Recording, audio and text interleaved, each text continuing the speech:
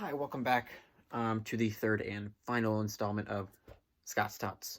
There's number 3, but it's kind of hard to see. Forget about it. On this last episode, we'll be talking about who saw it coming, another piece of propaganda, and more specifically, the economic piece of propaganda, referencing the 5-year plan. First 5-year plan. Right here it says, build friendship, build prosperity. I know I used prosperity in the last one, but that's okay. It happened, or the artist did. So about this. So yeah, like I said, this is about the first 5-year plan.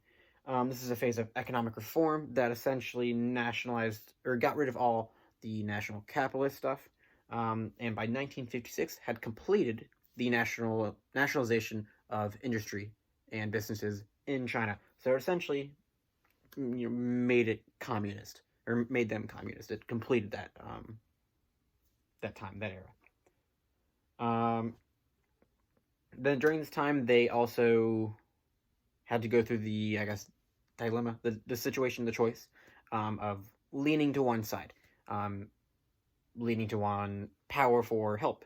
And so they ended up choosing the USSR, despite the fact that before this, they hadn't really received much help from them before, even though they were also kind of communist. And so what they did was they formed a friendship kind of thing, I guess was what you could call it.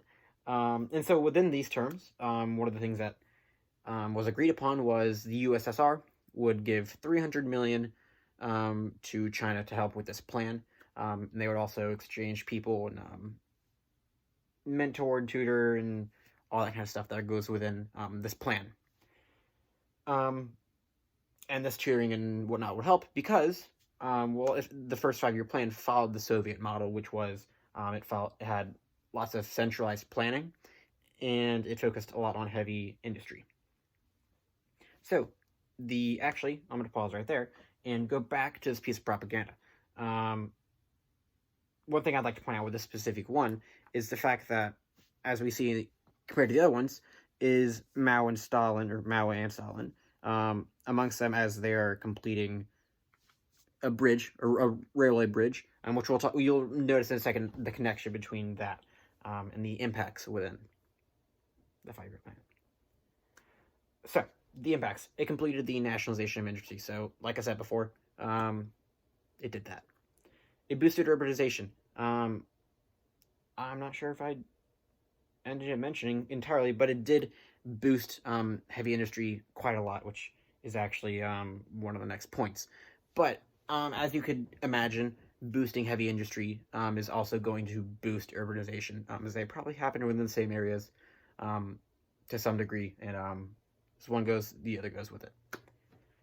There's lots of improvements to infrastructure, like I kind of just mentioned, such as railways and bridges, and our piece of propaganda happens to have both of those combined.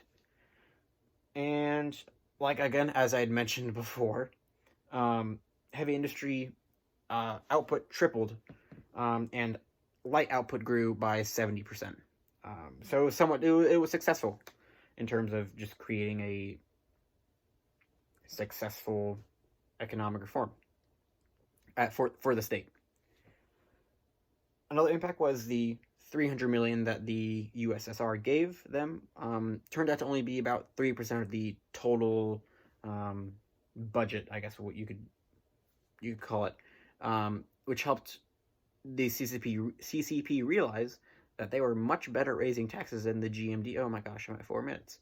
That they were much better at raising taxes than the GMD were. Because frankly, the CCP just pulled this off. And if 300 million is only 3%, then I'm not.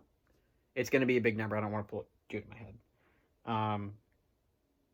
And the final piece of impact that I'll be talking about is the agricultural investment was low. And we see this we see the effect of this through the low output of agricultural. How little it grew. It only grew about 3.8%. And that's because 90% of the investment was towards heavy industry. So it's kind of what you'd expect. And I guess that seemed to be their plan. But as we know, the Great Leap Forward great leap forward was after this, and what they did with that, somebody else I'm sure is going to present on that. So let's get to the next one. Thank you for listening to Scott's Tots, and yeah, bye-bye.